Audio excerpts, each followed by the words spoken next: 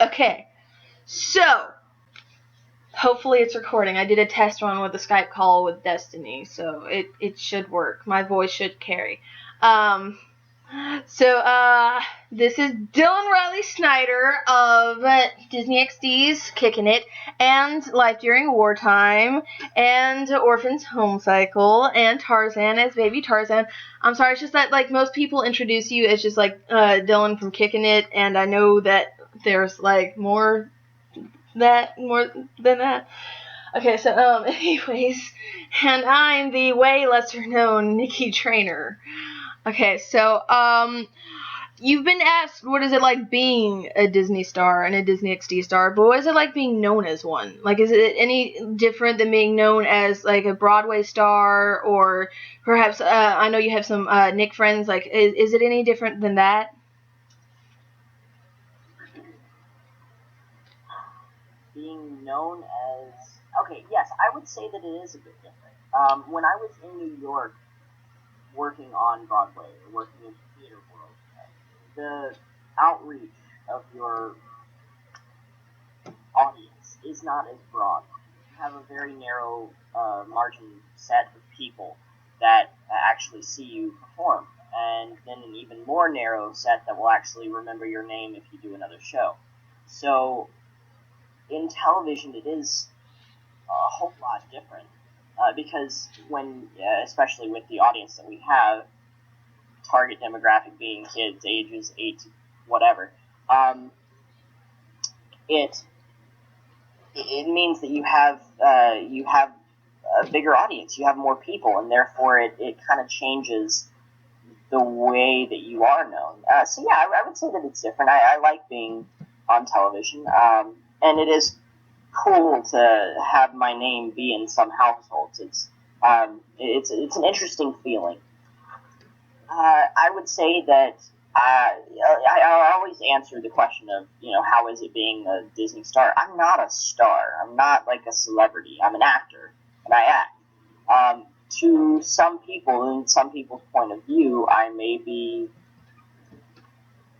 in this more higher elite area. I'm not. I'm literally a regular guy. I do regular things.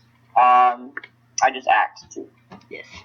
Oh my god. Okay, see, that's actually kind of weird, because that's exactly what I put in my notes for staying calm, to just remember that you're a normal guy that just happens to do all these other things. But anyways, okay, how did you prepare to take on the role of Milton? How did I prepare to take? Okay, I prepared to take on the role of Milton in not any sort of special way. When I originally went to the audition, I was actually working on the Orphans Home Cycle, and I had just gotten the audition. I get tons of them, and the way this audition was conducted was I went into my agent's office and filmed it. Now, I've never really had good luck with that. It's almost like the tapes just kind of get lost in the mix and they don't really get seen. So I didn't think too much about it. I just thought, you know what, I'm just going to go crazy, just see what happens. And I was young. I was 13, I believe, then. So, I was 12. I was 12 years old when I went in on this audition. So it was. My voice was all cracky. I was halfway through my tween stage, whatnot, and I just went for it. Well, after getting the call back for that, I just tried to replicate exactly what I did. I wanted to make sure that they see I can be consistent.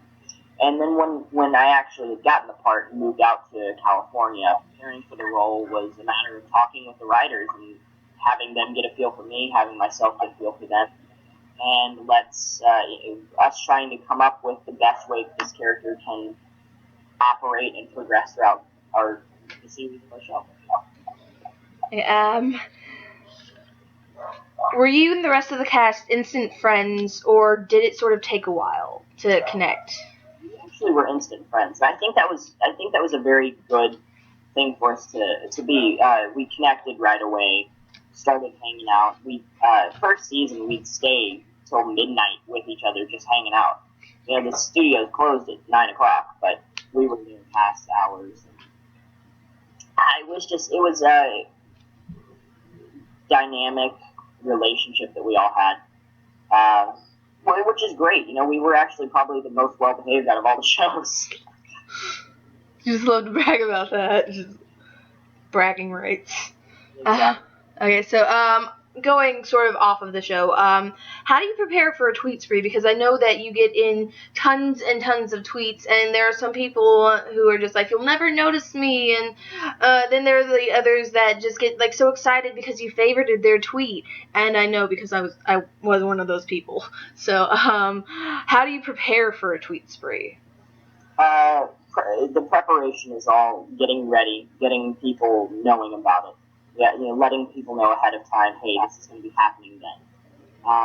Then it's crazy. I have this computer that I'm on, which is my mom's computer. I have my own computer, my phone out, my mom's phone out, and sometimes we have a friend over and put their phone out. And the purpose of this is to increase exposure of the tweets that come in, because if I'm sitting there typing on one, I might miss a few more that come in. Well, by typing in on one and having other phones out and looking at them, my mom will help and call things out. I can switch between the tweets easier. And it's just finger muscles. Flex them. Stretch them. Get them good.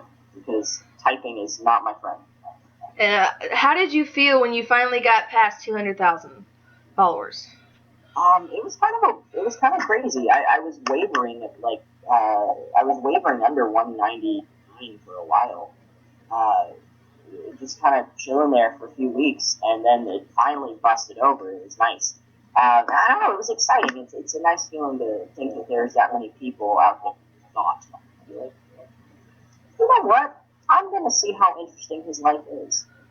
I don't know. It's weird. I remember having 200 followers. Also, to put people's mind at ease, it doesn't bother you to ask for an autograph, right? No, not at all. I love when people come up. It reminds me of when I was growing up, because I would be walking around New York and see somebody, and if you walk up to them, you always want them to be nice and happy. And I did walk up to a lot of people there, and I met some people who were very awesome and very caring and loving about their fans, and then some people who weren't. So if somebody comes up to me, I find that an honor, and it's something nice that I know their excitement, and I can contribute to a happy day. So I will. So you heard it here, and you just feel free to ask for an autograph for yourself or your family members or your dog. So I mean, preferably human, but also open to canines. I mean, perhaps Ranger can start autographing for all those canine fans out there. Okay, so how's school? School's going very well. I'm currently in my third semester of college. It's going pretty well. I don't like my class this year, but I'm not a fan of it. I'm a fan of maths and sciences, and I'm taking I guess it's considered a social science, but like social science is one of the things that's like, all right, I gotta get it done. I will. Okay. Yeah. Are you dreading like school, or are you like Milton, where you just love a ton of work? I don't think anybody loves a ton of work. I think that you can enjoy school, which is what I do. Okay. I enjoy learning. If I learn something, I don't necessarily want to sit there and write report after report on it, which I've had to do before in school, and it's not my favorite. But I love learning more. It's the equivalent of going to somebody's house for a game night and playing charades and being awesome at it. It's like all this knowledge that you have can be put to use somewhere, because you have to think about other things. So I bring this exact example up because I know it's a field. I think I know how, like the feeling because it's the same sort of feeling that I got going to Scholars Bowl games and getting answers right because finally all of this practice and the stuff that I've been absorbing into my brain for like these past grade years is I can finally actually put it to use. So. It's like a matter of being able to not brag, but at least use the intelligence that you gain. That makes sense. Now some sort of what I call just for fun questions, which kind of make you think, but not too much. Okay, so just a simple one. What song is playing in your head right now? That seemed to be the most common one. Okay. What is the most used app on your phone? King of Thieves. It's a game. Okay, I'm gonna do this in my best accent possible. Destiny, stop. You're making me nervous. I'm gonna do this in my best accent possible. Okay. Have you come up with a backstory or character profile for Vlad? Vladimir is he is a character that he pulls out, and every once in a while I will talk about his past. I have talked about his past on video and not on videos. He is very confused. He doesn't have too much of that story right now, but he is gaining every single chance he gets. He gains backstory and 5 mothers and 4 fathers, and it's crazy. It's crazy. And fun fact, Vlad has Ukrainian accent because it is the only one not featured on Kickin that Dylan can do. One more time. um, just a fun fact. Come on, just a fun fact that the reason Vlad has Ukrainian accent is because Ukrainian is the only one that Milton has not done yet on Kickin It. I more so actually he has the accent because of the crazy Russian hacker. He is a YouTube, phenomenon star, where he shows you these little things that you did not know. And so I watched the videos, and I thought he was hilarious. He's a really funny guy, and he teaches me a lot of things about, like, folding my clothes or cooking bacon, that I find interesting. So I wanted to do that. And in actuality, he is Russian. And Milton has done Russian on the show. I don't remember how much of the Russian actually got put in, because he's done Romanian, he's done the Russian, but he speaks in the actual tongue of Russian. So I can still say my one little sentence on a good day. But and that's kind of how that got started. Would you describe yourself as witty? Because I know you're sarcastic, and if you say you're not, you're lying. So I just didn't want to. Okay, but would you describe yourself as witty? I would say that to an extent. My mother is very witty. She's extremely intelligent in the fast-paced art of mind wars. Can I feel her brain? So if I do have any wit, it comes from her. How is your mother, by the way? My dad has recently picked up wit, and it was really random. Like, just one day he said something funny, and both my mom and I just kind of looked at him like, that was actually funny. I'm sorry, your reaction. That's the same kind of thing that Destiny and I do with her dog Ace when he just like suddenly makes all these random noises. I'm sorry. How is your mom and dad, by the way? They're doing very well. They're doing very well. So going down to the last 2 questions. Would you consider yourself an introvert or an extrovert? Extrovert. Well, in some aspects of my life. With I don't necessarily hold bars for entertainment purposes. So if I'm doing something, if I'm entertaining, if I'm talking to people, I will be very extroverted. If I'm sitting at home and everything, like I'm not gonna be one to just text somebody. I'm very introverted in my own way, I would say, but I think that's just more so a social aspect. I think for the most part, I'm pretty extroverted.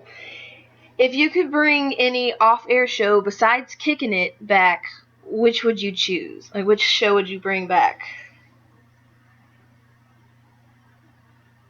Any off-air show back? Besides Okay. Kickin' It. Well, I would bring back... I have a few choices. Firefly. Firefly needs a season 2. That was sad.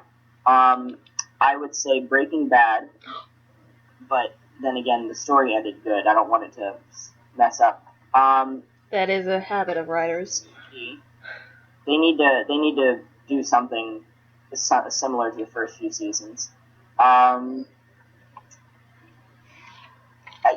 Actually, these past few years, they've had a lot of shows that have come out that have been really good that lasted half a season and they got canceled. But for the life of me, I can't think of any of their names right now. So, I think I would say those. That was the last question, but just last words for me. Thank you. A special thank you to Mason Fick for telling me, like, and going through the step-by-step process, because that was really nice to set up Minicam. And also special thanks to my mom for reading question by question out to me through my horrible handwriting. Are there anything that you want to say lastly? Yeah, just thank you both so much. I'm glad that I could help out and give you a review. I'm sorry if this was a bit unprofessional. This is my first interview, and I am at my friend's house, so I did the best I can.